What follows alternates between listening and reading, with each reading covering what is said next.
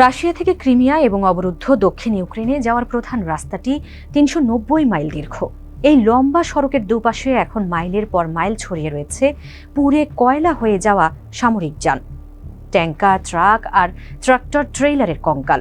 Rostov on ডন এর রুশ সরবরাহ কেন্দ্র থেকে কৃষ্ণ সাগর পর্যন্ত বিস্তৃত এই সরাসরি পথটি এখন ইউক্রেনীয় এবং রুশ সৈন্যদের কাছে পরিচিতি পেয়েছে হাইওয়ে অফ ডেথ বা মৃত্যুর মহাসড়ক হিসেবে।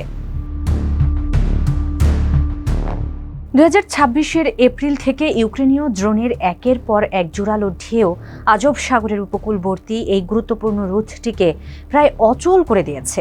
ধ্বংস করে দেওয়া হয়েছে ক্রিমিয়ার উত্তরের চোঙ্গার প্রণালীর সেতুগুলো।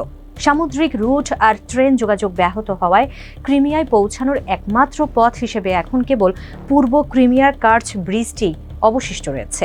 তবে সেটিও এখন নিয়মিত ইউক্রেনীয় হামলার শিকার। তবে জুনের শেষ নাগাদ দেখা গেছে সেটি মূলত ক্রিমিয়া থেকে রুশ নাগরিকদের পালিয়ে যাওয়ার দীর্ঘ যানজটপূর্ণ পথ হিসেবেই ব্যবহৃত হচ্ছে। ক্রিমিয়ার ওপর এই অবরোধ কেবল কোনো সামরিক মহড়া নয়, এর প্রভাব সুদূর প্রসারী। ইউক্রেন আসলে এই উপদ্বীপে রাশিয়ার রসদ সরবরাহে মারাত্মক এক লজিস্টিক্স লকডাউন বা সরবরাহ অবরোধ তৈরি করেছে। ইউক্রেনের প্রতিরক্ষা মন্ত্রণালয়ের লক্ষ্য পরিষ্কার: কৌশলগত অবরোধের মাধ্যমে ক্রিমিয়াকে মূল ভূখণ্ড রাশিয়া থেকে বিচ্ছিন্ন করে একটি অবরুদ্ধ দ্বীপে পরিণত করা। কারণ খেরসন এবং জাপোরিঝিয়া অঞ্চলে অবস্থান করা রুশ বাহিনীর জন্য ক্রিমিয়াই হলো মূল রসদ সরবরাহের মেরুদণ্ড। 11 জুনের একটি একক হামলায় জাপোরিঝিয়া ঘাটের উদ্দেশ্যে পাঠানো রাশিয়ার 50টি সামরিক যানসহ বিপুল পরিমাণ জ্বালানি ও গোলাবারুদ পুড়িয়ে দেয় ইউক্রেনীয় বাহিনী। ফলে পুরো দক্ষিণ ফ্রন্টে রুশ সামরিক বাহিনীর রসদ সরবরাহ ব্যবস্থা এখন কার্যত পঙ্গু। এর ওপর রাশিয়ার ভেতরের তেল শোধনাগারগুলোতে ইউক্রেনীয় হামলার কারণে মস্কোর তেল শোধন সক্ষমতা প্রায় 1/4 কমে গেছে, যার সরাসরি প্রভাব পড়েছে ক্রিমিয়ায়। ইতোমধ্যেই জ্বালানি সংকটে ভুগছে রুশ অধিকৃত এই উপদ্বীপ। 21 জুন ক্রিমিয়ার গভর্নর সার্গেই আকসিওনভ বেসামরিক নাগরিকদের কাছে জ্বালানি বিক্রি স্থগিত করতে বাধ্য হয়েছিলেন। বিদ্যুৎ কেন্দ্র ও সাবস্টেশনে হামলার কারণে ক্রিমিয়ার বৃহত্তম শহর সেভাস্টোপল সহ বিস্তীর্ণ এলাকা ব্ল্যাক আউটের কারণে অচল হয়ে পড়েছে। ব্যাহত হচ্ছে পানি সরবরাহ। পরিস্থিতি সামাল দিতে এই উপদ্বীপে ঘোষণা করা হয়েছে জরুরি অবস্থা।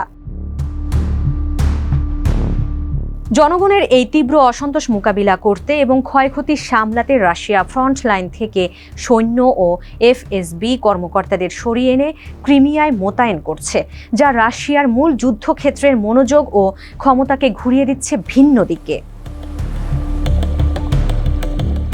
বিশ্লেষকরা বলছেন এই ধ্বংসযজ্ঞের নেপথ্যে রয়েছে ইউক্রেনের নিজস্ব প্রযুক্তিতে তৈরি সস্তা মাঝারি পাল্লার ড্রোন, যেমন FP2 এবং বেহেমথ। 154 পাউন্ডের ওয়্যারহেড নিয়ে ঘন্টায় 110 মাইল গতিতে ছুটে চলা এই ড্রোনগুলো ফ্রন্টলাইন থেকে প্রায় 200 মাইল দূরের লক্ষ্যবস্তুতে নিখুঁত আঘাত হানছে। তবে মজার বিষয় হলো, ইউক্রেন কিন্তু ক্রিমিয়া থেকে বের হওয়ার পথ পুরোপুরি বন্ধ করেনি। সামরিক কৌশল অনুযায়ী শত্রুকে কোণঠাসা করলেও পালানোর একটি পথ খোলা রাখা হয়, যাতে তারা শেষ মরণ কামড় না দিয়ে বরং চলে যাওয়ার পথ খোঁজে। রাশিয়ার কাছে ক্রিমিয়া হলো পানিতে ভাসমান একটি দ্বীপ। কৃষ্ণ সাগরে আধিপত্য বিস্তার এবং ইউক্রেনের শস্য রপ্তানি বন্ধ করতে এই অঞ্চলটি রাশিয়ার জন্য অমূল্য ভূকৌশলগত সম্পদ। কিন্তু এই দুর্ভেদ্য রুশ দুর্গকেই এখন চরম হুমকির মুখে ফেলে দিয়েছে ইউক্রেন। আর এর মাধ্যমে রাশিয়ার সাধারণ মানুষের কাছেও একটি স্পষ্ট বার্তা যাচ্ছে। 2014 সালে ক্রিমিয়া দখলের সময় ভ্লাদিমির পুতিন যে নিরাপত্তার প্রতিশ্রুতি দিয়েছিলেন তা তিনি রক্ষা করতে পারেননি।